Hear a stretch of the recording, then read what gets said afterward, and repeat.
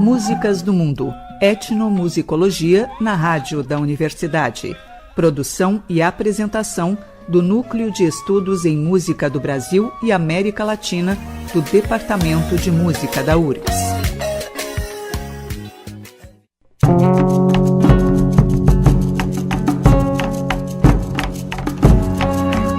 No cair da noite. Boa noite, ouvintes da Rádio da Universidade. Eu sou Pedro Acosta, músico, professor e doutorando em etnomusicologia. E está começando mais uma edição do programa Músicas do Mundo, etnomusicologia na Rádio da Universidade. Coordenação e direção geral, professor Reginaldo de Braga e equipe de apresentadores formadas por mestrandos e doutorandos do PPG-MUS e pesquisadores associados. No programa de hoje teremos um bate-papo com Lilian Rocha, escritora, musicista, faz parte do coletivo Sarau Papo Poético e também é integrante da Academia de Letras do Brasil, seccional no Rio Grande do Sul. Funcionária pública do município de Porto Alegre e é uma das vozes mais importantes aqui da literatura negra no Rio Grande do Sul na atualidade. Boa noite, Lilian. Boa noite, Pedro. Prazer, Lilian, te receber aqui na rádio. E eu gostaria que nos contasse um pouco, Lilian, um pouco da tua trajetória assim, familiar, tua relação com a música e quando que a poesia, né, podemos pensar assim, entra na tua vida, né? Se ambas chegam no mesmo tempo ou elas chegam em tempos diferentes? Eu acho que elas chegaram ao mesmo tempo. A minha família, apesar de ninguém tocar nada, o meu pai sempre foi um grande, a minha mãe também um grande amante da música. E quando eu tinha 6 anos de idade, meu pai comprou um violão e colocou em cima do guarda-roupa e disse que quando eu tivesse idade suficiente, eu iria para uma escola de música. Aos 10 anos de idade, eu fui para a escola de música Palestrina, fazer violão popular e violão clássico, né? Então, a partir daí, a minha história com a música sempre foi muito forte. Todos os meus aniversários, todos os natais, eu ganhava todos os tipos de instrumentos possíveis, aqueles de plástico que todo mundo tem. É o pandeirinho, é o pianinho, é a flauta doce, enfim, tive vários instrumentos, né? E a questão também da poesia começou muito cedo. Eu comecei a me alfabetizar e comecei a ler. Meu pai trazia gibis para casa, né? Então eu comecei com gibis. Só que teve um momento que os gibis não eram suficientes. Então eu comecei a ler os meus livros de escola, comecei a ler os livros dos meus irmãos, os livros dos meus pais. Chegou um momento que não tinha mais livro para mim ler. Solicitei para minha mãe, então, que ela me levasse até a biblioteca do SESI, na época, era uma biblioteca pública, ficava no centro. E eu me lembro até hoje que na minha carteirinha tem a minha foto do Jardim da Infância. Nossa! E eu comecei a tirar livros de lá. E a questão, assim, eu comecei a escrever muito cedo e fazia pequenas frases. Depois eu me lembro que eu comecei a fazer pequenos continhos. Cheguei a fazer um romance, que eu gostava muito de ler romance policial. Fiz um romance policial, tipo Agatha Christie. Sim. E daí foi. Então, assim, cartão de Natal, eu fui oradora de todas as turmas, jardim, ensino fundamental, ensino médio, fui oradora no meu curso de farmácia. Então, a questão da poesia sempre foi uma coisa muito forte. E junto, porque a minha poesia, o pessoal fala que quando lê ou ouve, parece que tem uma cadência. E realmente tem uma cadência, né? Por causa dessa vivência também, experiência muito musical. Fui regente de coral, fui regente do coral Secune, fui regente do coral dos postos de saúde onde eu trabalhei, fiz parte do coral da Sojipa, da Aliança Francesa, da Casa de Cultura Mário Quintana, então, e tive banda, né? E fiz coisas. Então, a minha poesia, ela vem carregada com um ritmo próprio. Um ritmo próprio, que é da vivência, da experiência que tu teve ao longo de toda essa tua vida. De sempre estar escutando música. Meus pais sempre gostaram muito de música, então a gente escutava muito música em casa, né? Meus irmãos também gostavam muito de música. O meu irmão aprendia muitas coisas da música negra americana. Então, sempre a diferença de 4 anos, né? A minha irmã a diferença de 6 anos. Então, sempre tendo essa carga musical já dos mais velhos, né? Meu pai nunca aprendeu nenhum instrumento, ele dizia que tocava pandeiro, mas não tocava, né? Mas ele queria que um dos filhos, pelo menos, pudesse seguir essa linha, né? Que interessante isso aí, Lilian. E me diz uma coisa, Lilian, tu falou um pouco dessa tua, né, experiência, assim, mais familiar, mas também atravessando um pouco com formação musical mais tradicional também, a partir do momento que começou a fazer aula de violão, essas Queria que tu falasse um pouco também como que essa sonoridade, essa tua experiência musical com arte e educação também, como ela vai influenciar assim, no teu ofício, na tua escrita. Assim. Tu tem uma noção exata de como que isso entra quando tu começa a pensar e escrever tuas poesias? Isso é muito forte, tá? Porque eu sou educadora biocêntrica, então trabalhei muito tempo em ONGs e trabalhando com crianças também com risco, né, de violência, com mulheres que sofrem violência.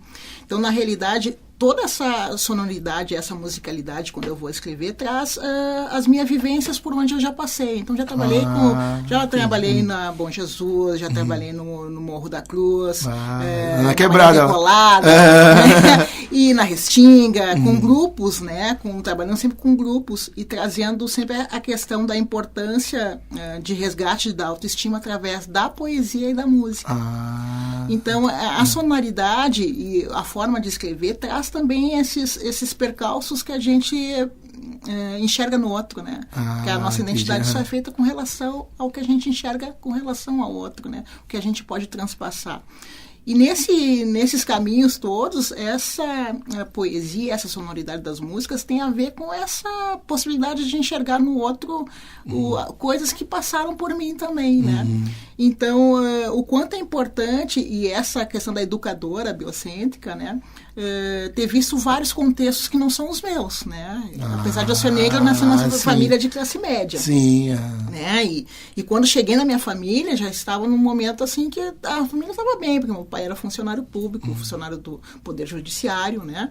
Então, eu não posso dizer que passei por agruras que muitos da nossa comunidade passam. Sim. Mas, por vivenciar como educadora e estar percebendo questões das populações, né, mais fragilizadas, sendo negras ou não, né, é lógico que isso me sensibiliza, né? Se eu tenho empatia com essas pessoas que fazem parte desses grupos, e tenho, né, porque pode não ter acontecido comigo, mas pode ter acontecido com meu primo, né, pode ter acontecido com pessoas muito próximas a mim. O público que tu atendia diretamente. Então, na realidade, essa facilidade de colocar também essas questões é pelo fato de ver que há uma diferenciação.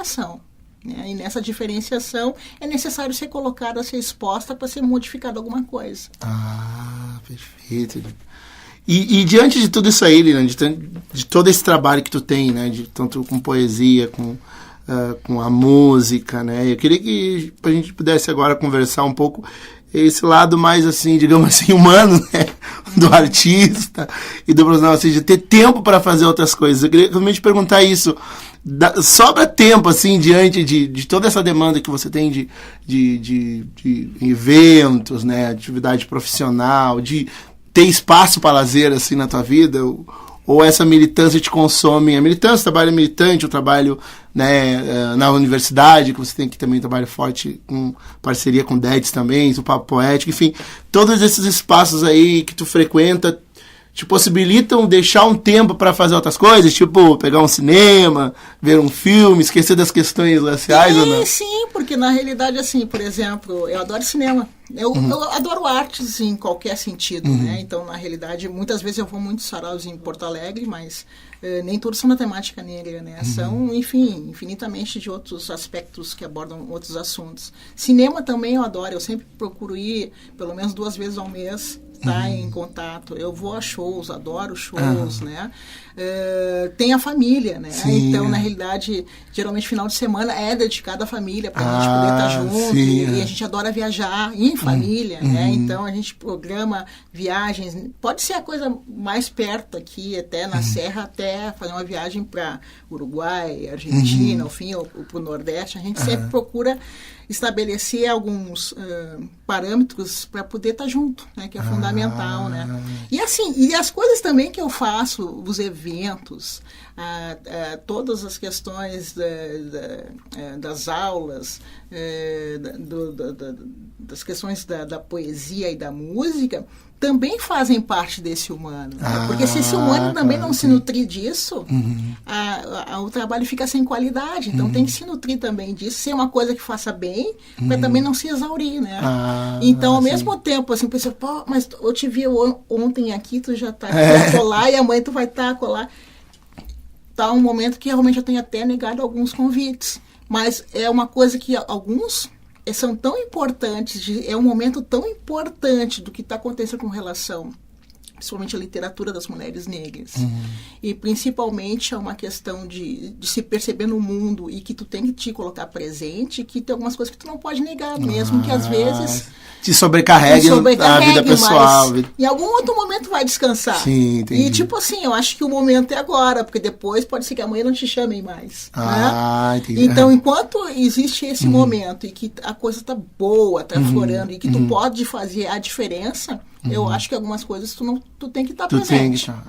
A Conceição falou aqui outro dia no evento que teve do MNU, ela comentou que pediram para ela passar o bastão, né? E aí a Conceição disse, não, vou passar o bastão.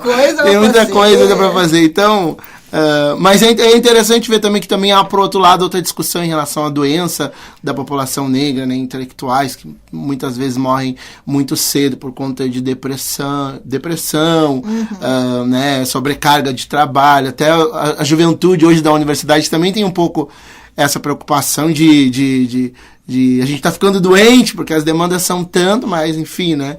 É interessante tu falar isso aí, que tem que não enquanto essa pauta estiver aí, né? A pauta tá muito forte agora, né? E era uma pauta que a gente sempre pediu. Agora que a gente vai retroceder, né? Vamos aproveitar o momento. Vamos aproveitar.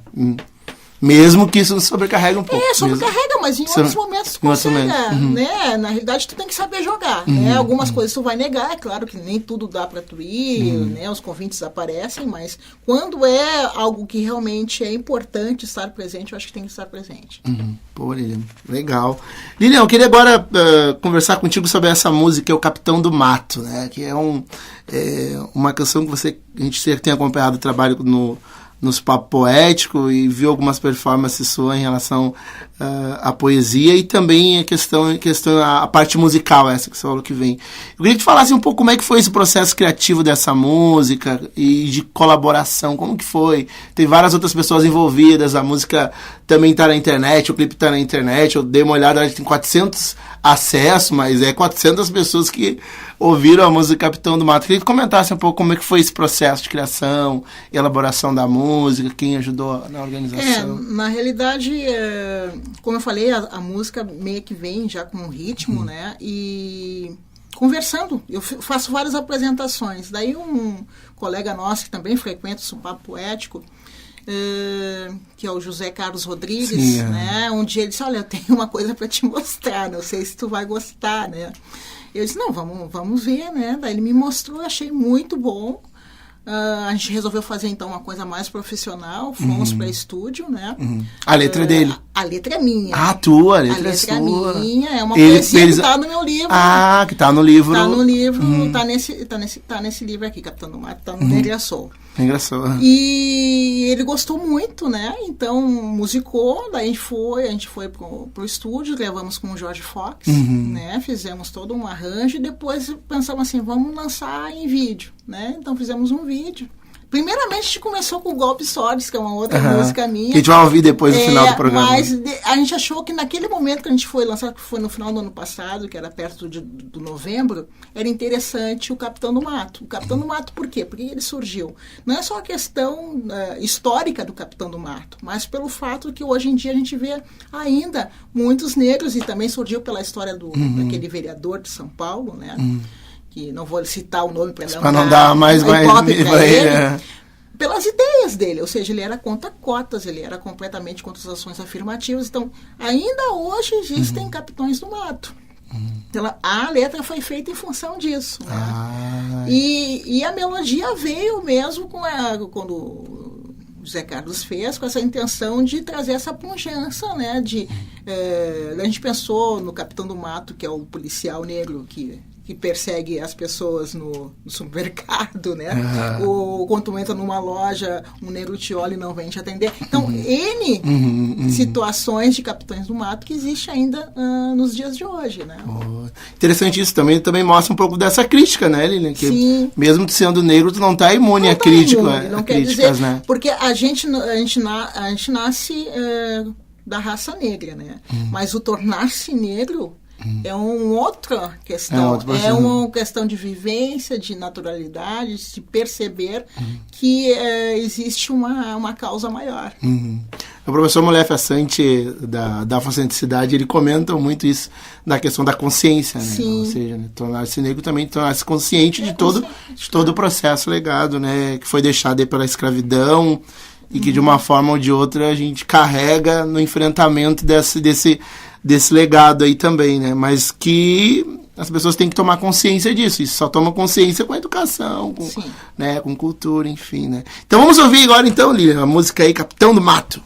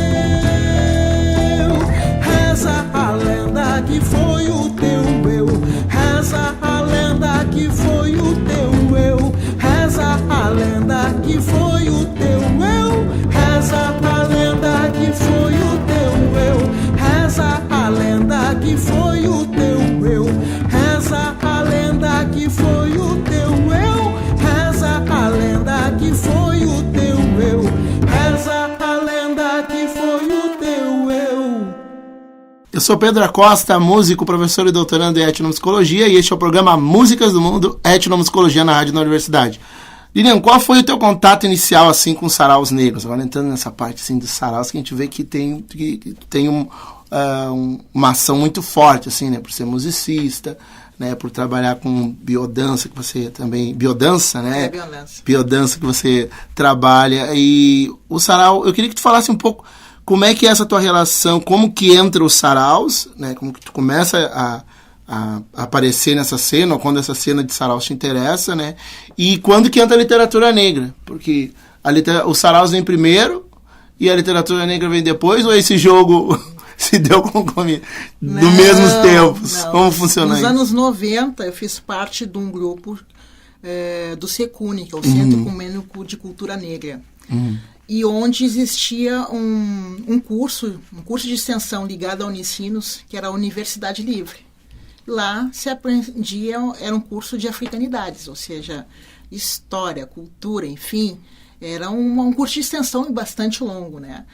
Então, naquele momento, sim, nos anos 90 e poucos, meio de 90, antes dos anos 2000, inicial 2000, é que veio a questão bem forte da poesia negra. Até então, não. Então, durante o período que eu fiz parte do Secune, eu comecei a produzir essas poesias. Mas estavam meio que guardadas. Depois elas tem foram... uma década, mais de... Sim, foi nos anos 90, talvez 98, por aí, antes um pouquinho de 98, 95. Você fez a produção naquela época e... Quando eu comecei. Quando começou? Negra. Tá. Daí depois eu já começa Não, Fala. Já começa com a poesia negra. Em 2000... Não, antes já... 98 eu comecei a produzir, um pouquinho antes, 95, poesia negra. Mas eu não tinha lançado nada, né? Na realidade, eram poesias que depois, quando começou as redes sociais, que eu comecei a colocar. E daí veio no meu primeiro livro em 2013. Só que a questão apesar de já existir, naquela época, algumas rodas de poesia com poesia negra, eu não fazia parte. Eu vinha fazer parte quando eu recebi um convite para ir no Sarau Sopapo Poético, que foi em 2012. Perto do final de 2012, que o Sarau começou em 2012, em março de 2012, né?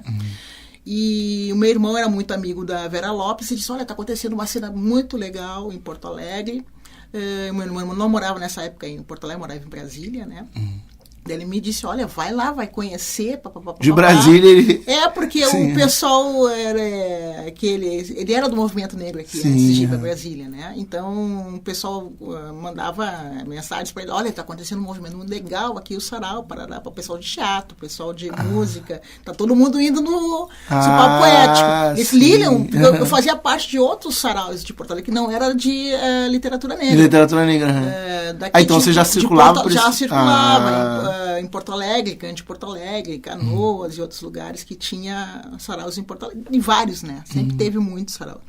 E daí meu irmão, não, tu já foi nesse? Eu disse, não, nunca fui. Ele disse, o pessoal do Secune, que se dá contigo também, tá lá. Aí tu chegou e disse, tá em casa o negócio. Daí eu fui e eu disse, pá, que legal. Mas cheguei timidamente, né? Comecei com uma poesia, porque eu sempre gostei de interpretar, né? Eu sou declamadora. Então, daí eu via que todo mundo meio que lia meio que retão, assim, né? Agora eu vou dar uma performance. Aí, né, comecei, daí o pessoal começou a gostar, daí me convidaram para fazer parte do grupo dos sopapeiros, né? Daí foi, me achei, né? Me achei, porque era o espaço com música, que eu sempre adorei música, né? Faço música, toco, enfim, e poesia, né, que sempre uma coisa que eu sempre fiz e que na realidade eu nunca tinha ainda publicado, né, mas em função de, sabe quando as coisas começam a se convergir, então foi a questão de entrar pro Sarau, retomar a questão da poesia negra que eu tinha feito naquela época, depois fui fazer outras coisas da vida, né, daí meio que parei com a poesia negra, continuei fazendo poesia, mas com outros temas, e daí com o Sopapo Poético retomei a questão da poesia negra. Pô, Lilian, interessante essa trajetória aí, né? Sabe que tu falou de conhecer o sarau por fora, né? Ou seja, de Brasília, que tu acabou conhecendo o sarau. Eu conversei esse dia com um dos slammers e eles disseram, tem um slammer de São Paulo, o Hércules, né? Que transita muito em São Paulo, ele disse que foi conhecer o slam aqui em Porto Alegre. E ele disse que tu vivia lá, e eu conversando com ele, ele acabou dizendo que ele convivia lá, mas não conhecia a cena, né? Lilian, queria agora que tu comentasse um pouco em relação para a gente encerrar esse bloco do programa e depois você declamar uma poesia. Queria que tu falasse um pouco dessa participação não negra no Sarau Sopapo Poético, né? Queria que tu te perguntar assim, ela é bem-vinda no Papo Poético? Como que é? É super bem-vinda. Eu convido sempre vários amigos meus não negros para irem, né? Alguns se assustam. Não estão preparados para ouvir aquelas pedradas. Porque na realidade a gente tem a questão do mito da democracia racial e de repente se dão conta o quanto ainda existe uma problemática que não foi resolvida, né? Mas eu convido justamente para que as pessoas possam se dar conta que existe essa problemática e que nós temos que conviver com ela e que não é um problema só nosso, né? É um problema da nossa sociedade. Então eu convido e muitos vão e muitos dizem assim, Lilian, que forte, eu fui, mas não vou voltar, porque na realidade tem algumas pessoas que, como são parceiros, às vezes vem como agressão aquilo, né? Porque na realidade, pô, mas eu não sou assim, mas daqui a pouco depois dizem assim, pô, mas eu tenho realmente privilégios, né? Ou, tá, eu me dou com a Lilian, mas daqui a pouco se a minha filha resolver namorar um negro, será que eu vou aceitar? Então, todas essas questões eu acho que é importante que vá, e que ao mesmo tempo se dê conta que aquele espaço é um espaço de respeito ao protagonismo negro, né? Tem algumas pessoas que vão, não negras, e que às vezes querem se apropriar daquele espaço. E aquele espaço não, aquele espaço foi feito para que o negro tivesse o seu protagonismo, já que em outros espaços isso não acontece, né? Então, eu acho que é necessário que vá e que perceba que existe uma cultura que não está morta, né? Que apesar de ainda ser muito oral, as pessoas estão começando a colocar no papel, isso é importante que se conheçam, e que se tem referenciais que as pessoas, a academia ainda não conhece, que tem que conhecer, e que são importantes dessa trajetória, e que é importante que vá e se dê conta, pô, mas eu não percebia isso. Claro, tu não está na pele daquele que recebe todo aquele. Então, às vezes é necessário receber uma chuva de acorda, o mundo é diferente do teu, né? Somos numa posição igual, mas não temos equidade ainda. Então, estamos na mesma plataforma, mas ainda a tua plataforma E a poesia e a música vem com toda a intensidade para cima dessas pessoas. Exato. Então, acho que é importante. É aberto. E perfeito. Quanto mais eu puder convidar, eu vou convidar. Muito bem. Vamos ver uma poesia então, Lilian? Vamos. Vou fazer a poesia Pichain, que é uma poesia que eu uso muito com as meninas negras. Eu tenho recebido várias meninas que vêm falar, agradecer por ouvir. Eu vou muito em escola, né?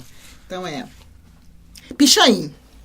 Quem tem medo do meu cabelo pichain? Ele não espeta, não tem mau cheiro, simplesmente eleva-se ao céu feito seta, tem direção certa, símbolo da minha negritude. Quem tem medo do meu cabelo pichain? Assim, também deve ter medo do meu falar alto, do swing do meu corpo, da minha ancestralidade. Quem tem medo do meu cabelo pichain? Não fique assim, sou eu que carrego a minha coroa, cor de ébano sim, e não me venha ditar regras de apresentação, porque o meu cabelo é a minha libertação. Eu sou Pedro Acosta, músico, professor e doutorando em etnomusicologia, e este é o programa Músicas do Mundo, Etnomusicologia na Rádio da Universidade. Continuamos esse bate-papo maravilhoso com Lilian Rocha. Lilian, eu queria que tu falasse um pouco da questão do feminismo negro, né? E tanto na tua produção assim poética quanto musical, a gente vê esse impacto assim do feminismo negro, né? Queria que tu explicasse um pouco de que forma isso se dá e entra na tua poesia, assim, como que tu articula essas literaturas do feminismo negro, mais na tua produção, digamos assim, mais atual. O mais atual ou de passado também?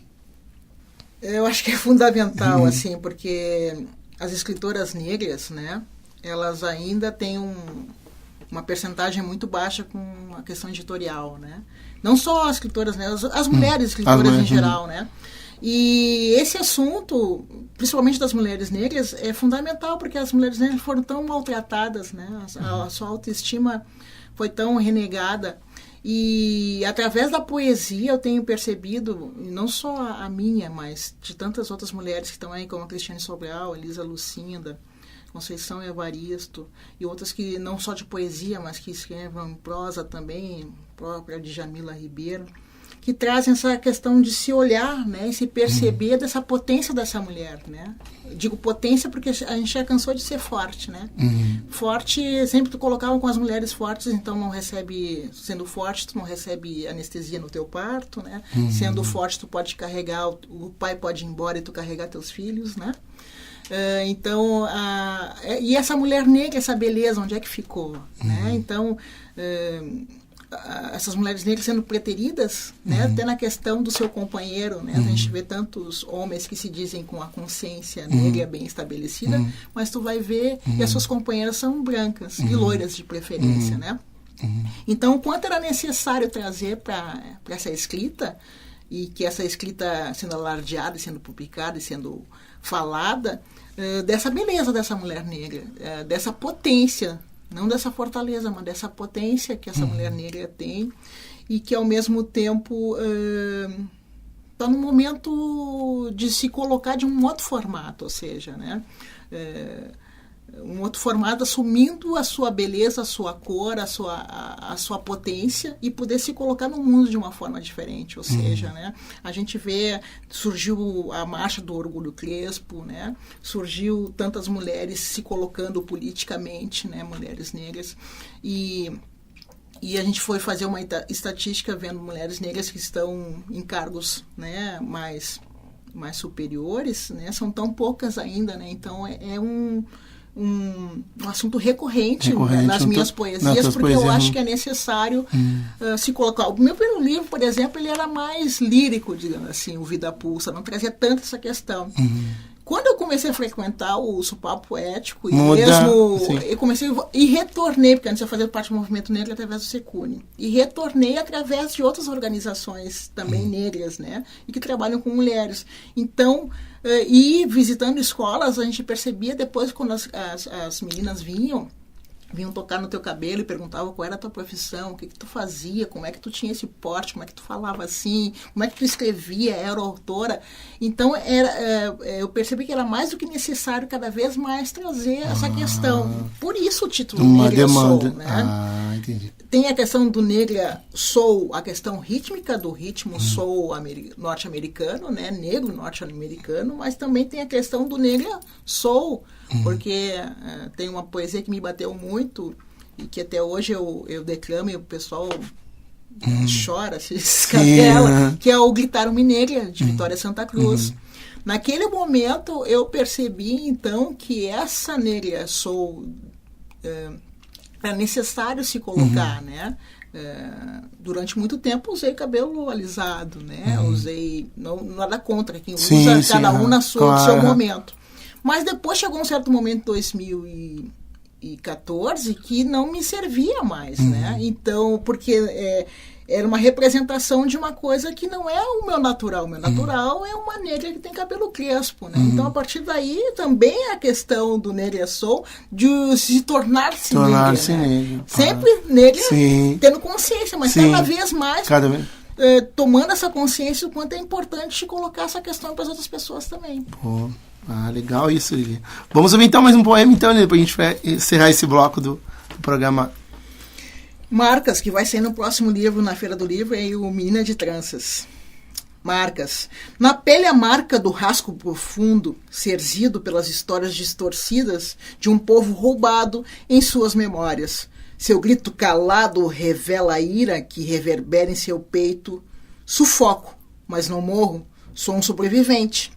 Fui rei, guerreiro, trabalhador, escravizado, liberto, enganado, desempregado, favelado, presidiário, amaldiçoado. Fui princesa, mãe trabalhadora, escravizada, ama de leite, violentada, liberta, enganada, prostituída, sexualizada, rebaixada, humilhada. Chega! Meu grito não mais se cala, agora ressoa. Respeite a minha tez, fruto da origem da vida. Gen de todos os povos, dos meus olhos não sairão mais lágrimas salgadas, mas sim o vislumbre da saga vencida.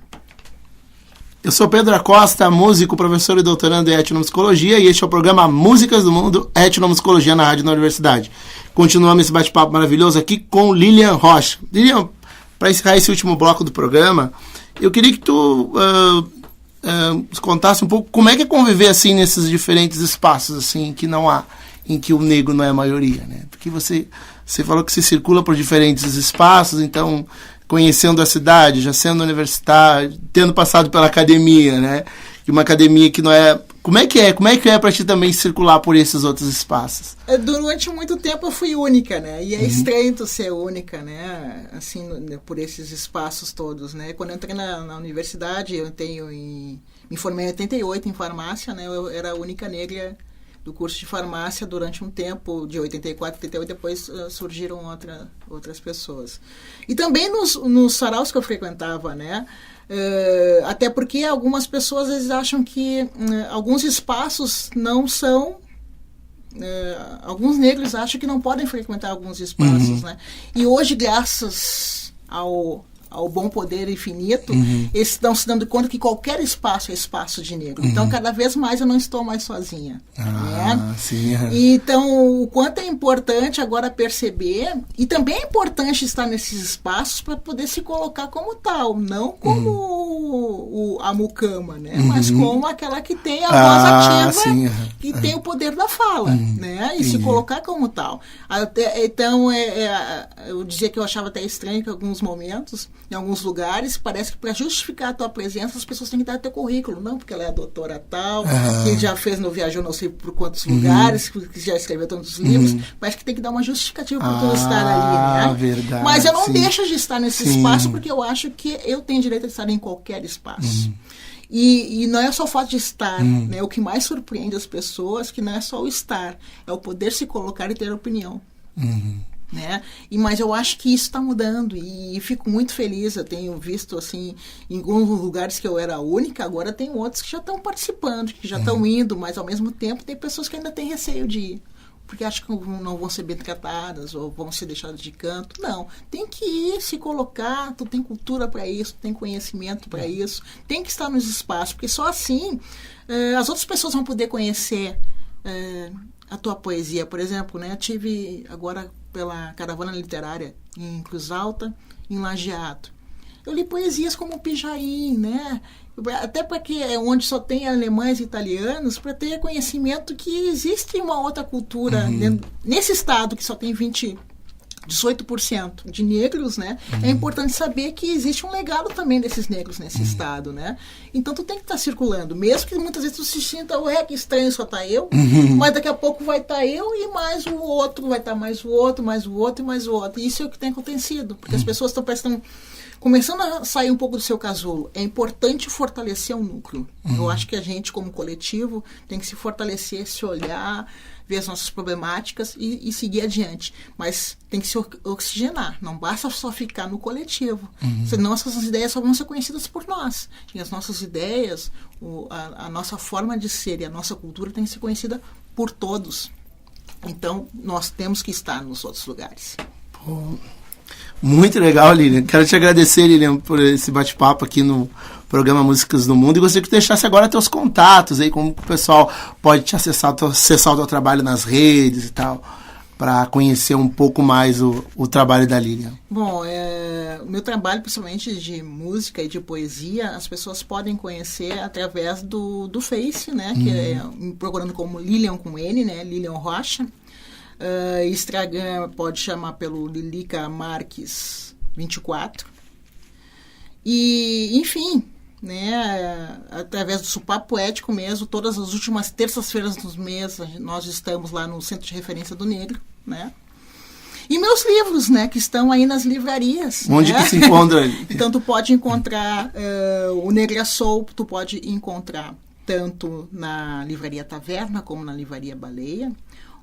A Vida Pulsa tu pode encontrar na Bamboletras, né? E também eu sou uma das organizadoras do livro Petecência do Supapo, que pode ser encontrado em várias livrarias, que foi editado pela editora Libretos. E na Feira do Livro vai ser lançado um novo livro. Aguardem. Olha aí, então, ó. Que legal, Lilian. Muito obrigado. Então, gostaria de te agradecer mais uma vez por estar colaborando aqui com o programa Músicas do Mundo, Etnomusicologia na Rádio da Universidade, que hoje fica por aqui. Nós temos a coordenação e direção geral do professor Reginaldo Gil Braga. na técnica Jefferson Gomes. Vamos terminar então o programa com a música Golpes Sórdidos de Lilian Rocha.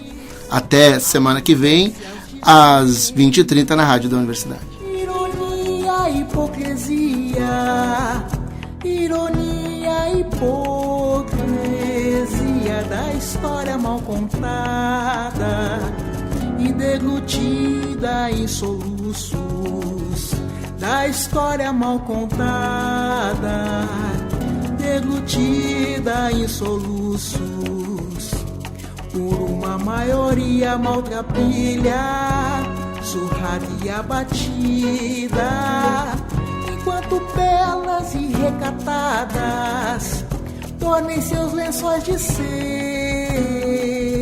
subalternas vices da meritocracia brasileira, subalternas vices da meritocracia brasileira. Golpes sórdidos, golpes sórdidos, golpes sórdidos da meritocracia brasileira.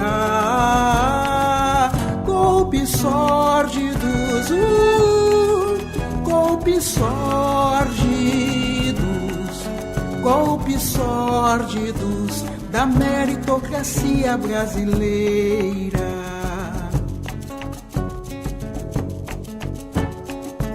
No cair da noite, ratos comungam,